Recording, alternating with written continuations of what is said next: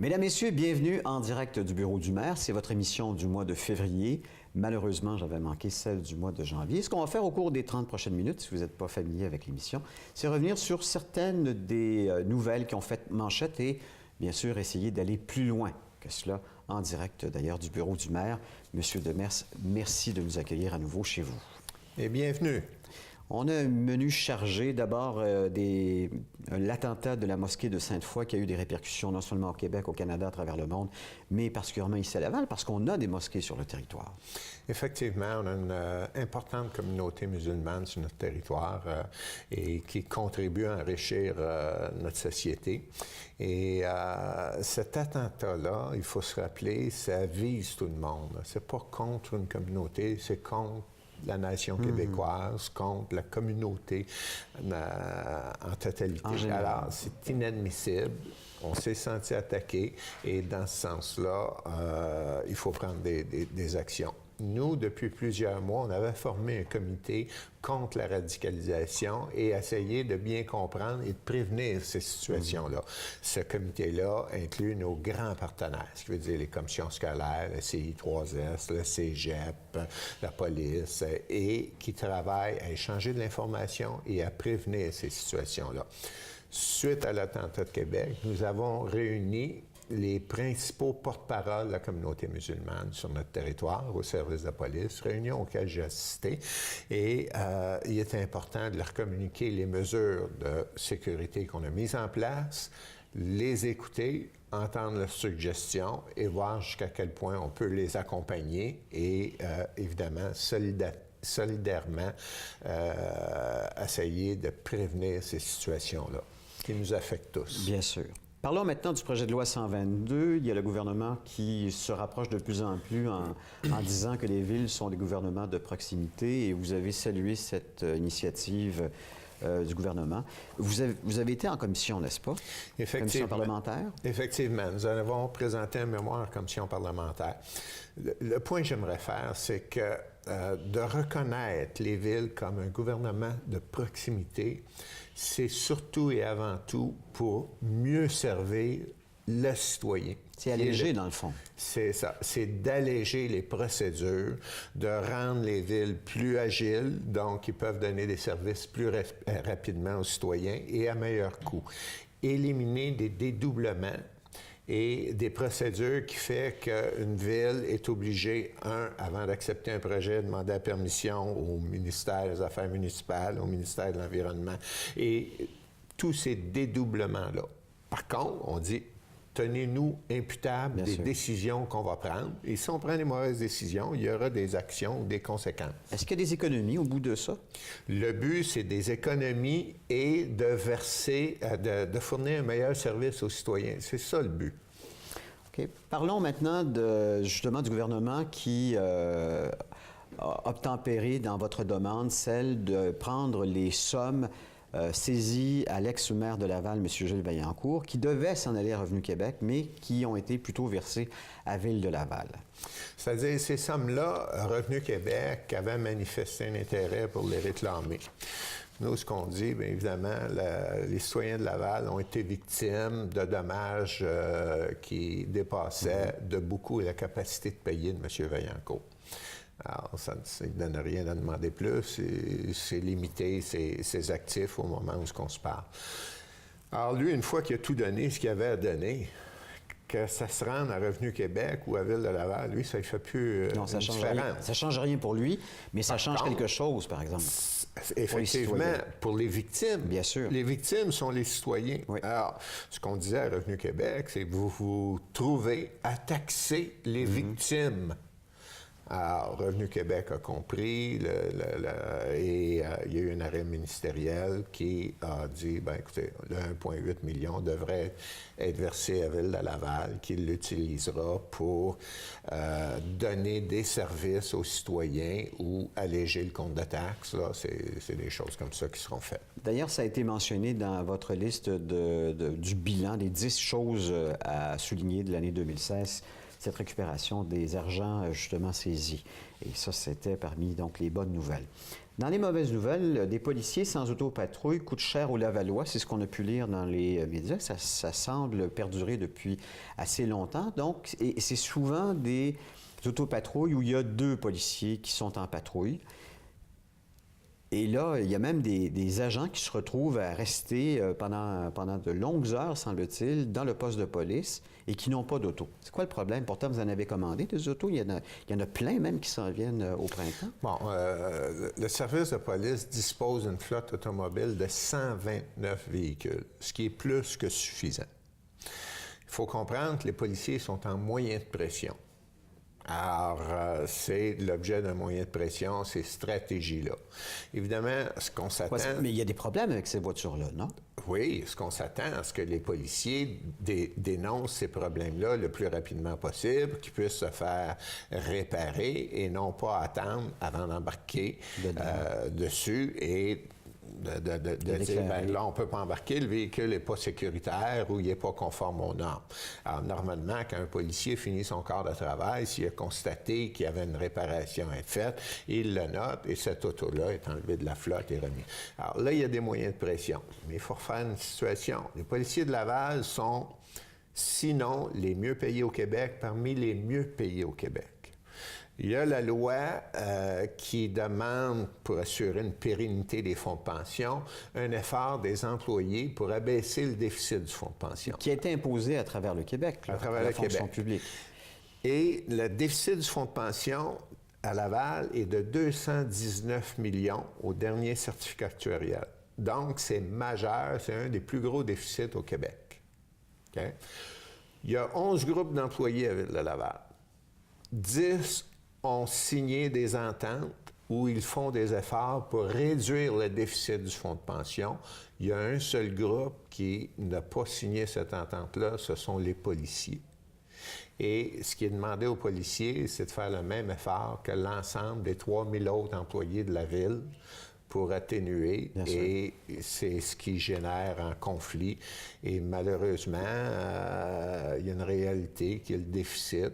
Et je vous dirais que nous avons ajouté environ 52 millions de cotisations supplémentaires au fonds de pension des employés de la ville. Donc, c'est de l'argent des citoyens. L'argent des citoyens. En plus de notre cotisation régulière. Alors, l'objectif, c'est de baisser le déficit pour assurer une saine situation financière de la ville, parce qu'une situation financière, c'est un équilibre. Comment allez-vous arriver à trouver une solution? Parce que ça semble insoluble au moment où on se parle. Oui, écoutez, il y a des dates pour l'arbitrage concernant le fonds de pension et nous avons demandé un conciliateur pour ce qui est du renouvellement de la convention collective. Mais je vous rappelle, notre équipe fait un super bon travail. Sur 11 groupes d'employés, il y en a 10 qui ont signé avec la Ville. OK. Passons à l'autre nouvelle. Vitalité économique de Laval. Vous savez qu'il y a eu un bilan qui a été dévoilé au mois de janvier, le 12 janvier dernier, où on parlait du portrait, si on veut, des emplois à travers le Québec. Et selon le chef de l'opposition officielle de Ville de Laval, M. Jean-Claude Gobé, Laval aurait perdu 16 500 emplois en 2 ans. Et il fait un lien direct entre ces pertes d'emplois et votre façon de mener la ville. Qu'est-ce que vous répondez?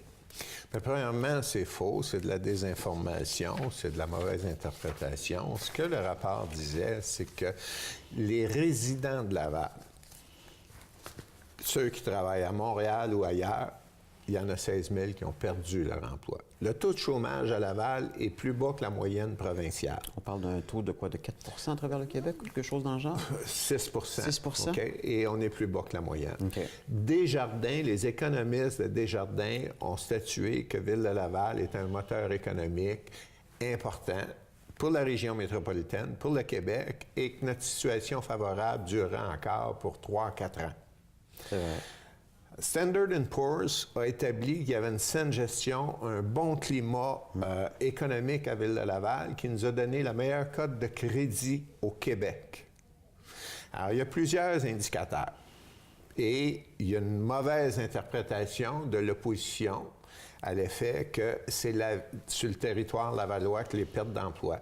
C'est des citoyens de Laval qui travaillent à Montréal, qui travaillent à Boisbriand, à Terrebonne, qui ont pu perdre leur emploi. C'est le total. Mais qui sont résidents de Ville-de-Laval. Qui sont résidents de Ville-de-Laval. Alors, c'est toute la mauvaise information. C'est quand même 16 500 citoyens qui ont plus d'emploi au moment où cette étude-là a été publiée. Effectivement. Il y a quand même une inquiétude. Il y a une inquiétude. C'est pour ça qu'on a un plan pour stimuler l'économie lavalloise, qu'on est quand même bien placé au niveau, sur le plan économique, dynamisme, mais je ne peux pas intervenir sur le territoire montréalais. Bien sûr. Pour assurer des emplois aux gens de Laval. Là. Il y a une limite à ce qu'on peut faire. Là, je vais vous demander de me démêler ça. Il y a le porte-parole du Parti québécois en matière de transport, Alain Terrien, qui a dénoncé la nouvelle taxe que le gouvernement libéral imposera aux banlieues de Montréal par rapport au transport en commun, et ce, sans aucune forme de transparence, peut-on lire. Uniquement pour la réforme de la structure, les banlieues devront débourser une somme supplémentaire de 32 millions qui s'ajoutera à l'augmentation déjà prévue à leur cotisation qui se chiffre à plusieurs millions de dollars. Et ça dit dans cet article, ainsi Longueuil, Laval et les autres banlieues sud et nord vont payer des millions de dollars de plus, mais ne bénéficieront d'aucun nouveau service de transport en commun. Pire, à ces augmentations spectaculaires, il faut ajouter le coût de la subvention annuelle que les municipalités devront finalement verser pour le REM, qui est le réseau électrique métropolitain. Et on parle ici d'une facture supplémentaire d'environ 200 millions. C'est vrai, ça? Alors, en grande partie, c'est vrai. Il y a une subtilité, c'est que ce qui est mentionné là, c'est une recommandation du comité transitoire. Alors, évidemment que pour les banlieues nord, Laval, Longueuil et la banlieue sud, c'est une augmentation de tout près de 33 millions. Et pour Montréal, c'est une diminution de 33 millions. Mais c'est une recommandation du comité transitoire. Alors, ça n'a pas effet de décision encore. Et ça fait l'objet de discussions. Et nous, au conseil municipal, on a passé une résolution s'objectant à cette situation-là. Et au niveau de la CMM, on en discute et il n'y a pas de décision de prise au niveau de cette recommandation-là encore. Le REM, vous le voyez de façon favorable? Je vois le projet dans son ensemble de façon favorable. Maintenant, ce qu'on veut, j'ai un grand principe économique qui me suit depuis bien des années. Avant d'acheter un auto, je veux savoir combien ça me coûte. Bien sûr. Alors, c'est la situation, c'est ce qu'on a demandé à la Caisse de dépôt. Quel sera l'impact pour les citoyens de Laval, soit les usagers au niveau de la tarification ou soit au niveau de la captation de la plus-value foncière? Et on attend les réponses là-dessus. Mais dans l'ensemble, c'est un projet qui est intéressant, qui va vers l'avenir. C'est du transport en commun, c'est électrique et évidemment, il n'y a pas de conducteur. Alors, il y a des à-côtés qu'il faut améliorer parce que, bon, il y aura des clôtures, des aménagements. On est prêt à les assumer, mais il faut savoir combien ça va nous coûter. Ville de Laval s'est associée à la Société de transport de Laval et la Coop de Taxi Laval pour créer le Centre d'incubation, accélération et mobilité intelligente de Laval. L'acronyme, je vous le dis, là, c'est le CIAMIL, afin d'améliorer la desserte en transport sur le territoire lavallois. Qu'est-ce que c'est que cette histoire? Bon. Le concept d'un incubateur, c'est de réunir des gens qui sont spécialisés dans un domaine et qui vont chercher de l'innovation, des nouvelles façons de faire. Alors, il y en a au niveau des pharmaceutiques, il y en a au niveau de l'informatique, il y en a au niveau de la création artistique. Alors, nous, on a créé ça au niveau du transport en commun. Alors, c'est de dire, il n'y a plus de frontières. Comment pouvons-nous améliorer l'ensemble du transport collectif sur le territoire de Lavallois? Est-ce qu'on parle de vélo, de transport collectif? On parle de tout. De tout, là. De tout. La limite, c'est la limite de l'imagination des gens qui seront dans cet incubateur-là, qui va avoir des intellectuels, mais aussi des gens qui représentent différentes industries, comme la STL, comme les taxis coop, comme des gens d'informatique pour développer des plateformes et c'est comment rendre le transport en commun, la mobilité active plus attrayante sur le territoire de Ville de Laval, plus facile. Et qu'est-ce que ça nous prend? Et s'il y a des gens d'Uber qui veulent venir s'asseoir à la table, ils seront les bienvenus. C'est ça. Et c'est de donner le meilleur service au meilleur coût en respectant nos lois. Parce qu'on sait que c'est un irritant. Hein? Si on part de Laval en auto puis qu'on se rend, peu importe la direction, on va être pris dans le trafic pendant de longues et pénibles minutes. Est-ce qu'on voit une solution à court terme pour l'automobiliste qui est pogné dans son auto, justement? Mais je vous dirais, oui, on a des problèmes de congestion, mais beaucoup moins importants à Laval qu'à Montréal. Et nos problèmes sont essentiellement lorsqu'on se dirige à Montréal. Mm-hmm. Évidemment, on est proactif. Avant, on était plutôt réactif. Alors là, on a une équipe de circulation avec du personnel, des ingénieurs spécialisés dans le domaine, et on se dit, bon, regardons où Laval sera dans 10 ans et comment on peut aménager le réseau routier pour minimiser, réduire sa plus simple expression, la congestion routière. Et inciter les gens à prendre le transport en commun. Évidemment, le transport en commun est un outil important et la mobilité active, ce qui veut dire les pistes cyclables.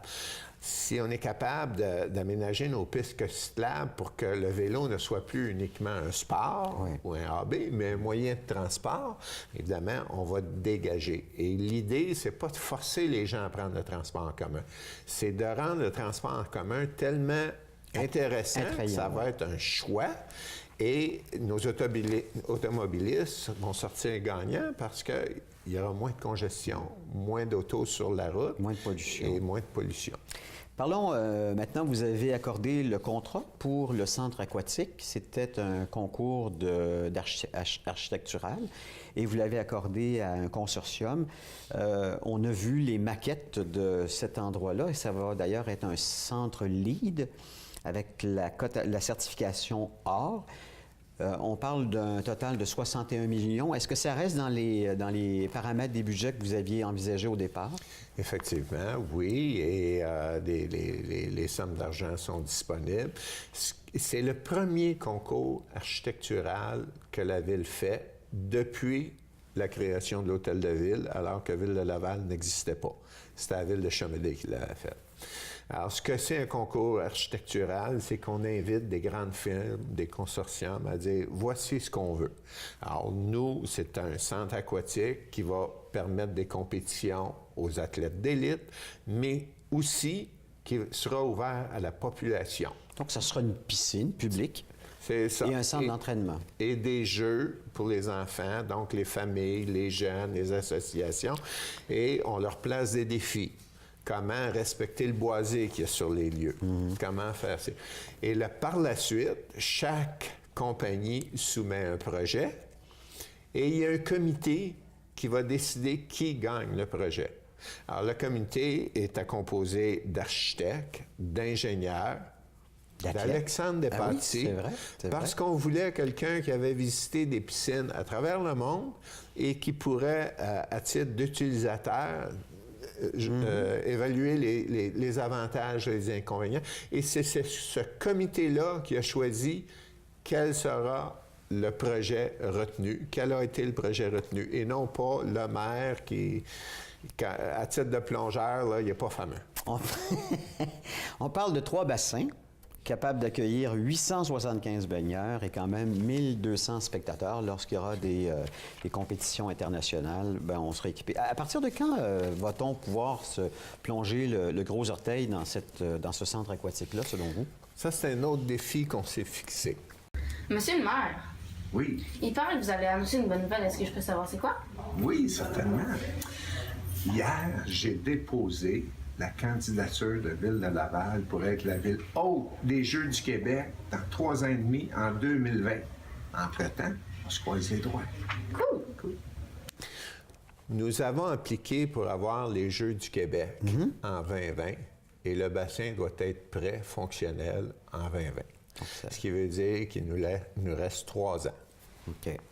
D'ailleurs, vous avez des porte-paroles, dont Alexandre Despatie, qui fait partie de cette demande-là des Jeux du Québec de 2020.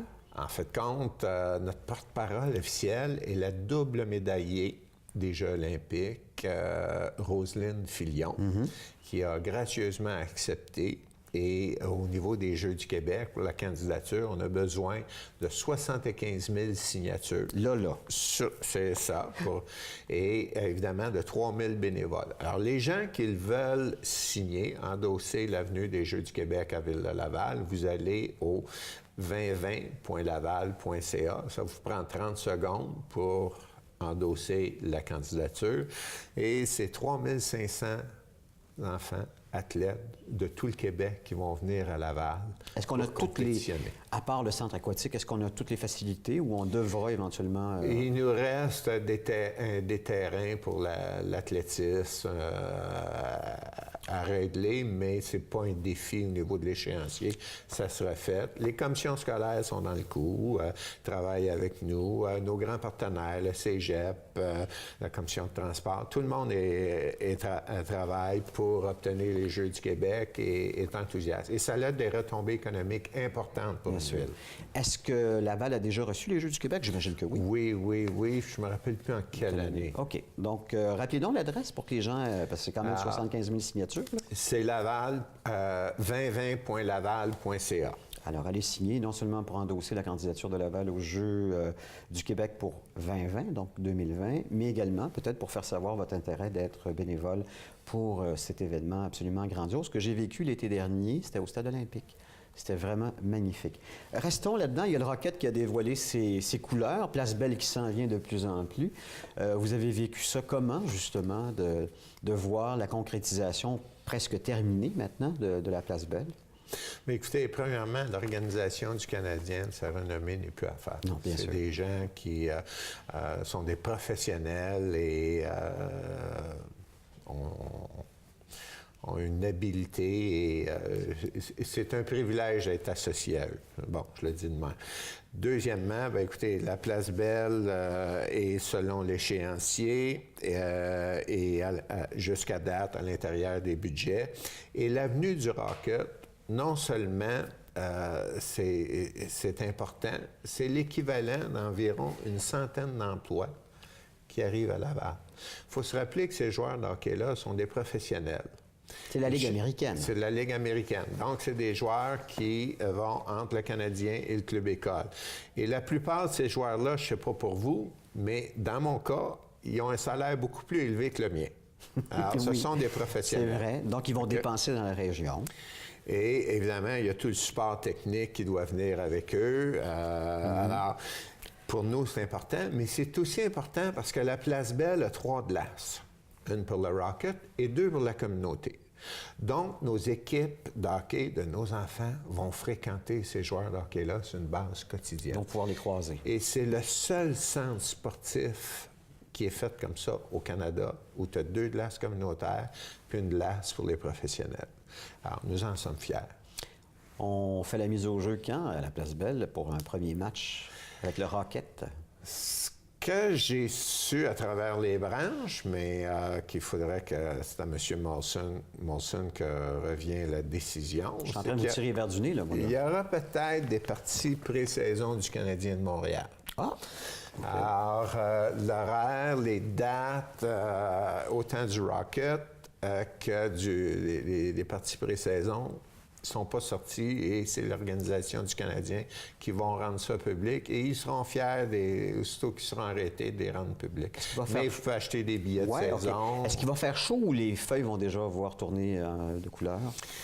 À l'heure actuelle, Evenco, qui a aussi, en plus des parties régulières, une quarantaine de parties du Rocket, prépare des spectacles de calibre national, international, autant sportif que culturel.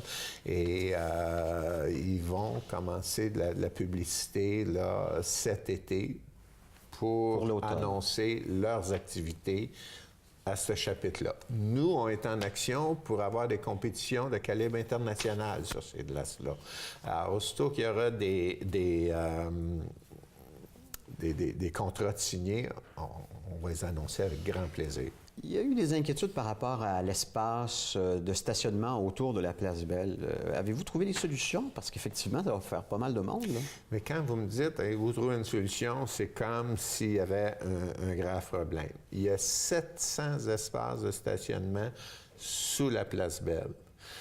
Si vous passez au-dessus de Ville de Laval en avion, vous allez voir que des stationnements, il y en a beaucoup plus que Montréal. Alors, ce qu'on a fait, c'est qu'on a harmonisé nos règlements municipaux. À l'heure actuelle, c'est-à-dire il y a 2 semaines, on ne pouvait pas stationner dans le stationnement de la salle André-Mathieu et aller magasiner de l'autre bord de la rue. Maintenant, c'est plus On vrai. a fait tomber cette barrière-là pour moderniser notre règlement municipal au niveau des stationnements, ce qui fait qu'il y a une mise en commun de l'ensemble des stationnements. Puis il y a aussi le métro Montmorency qui est juste à côté. Il y a le métro Montmorency et s'il y a un besoin, le stationnement de l'Hôtel de Ville, il y aura une navette, comme ça se fait à Montréal pour toutes sortes de compétitions ou événements.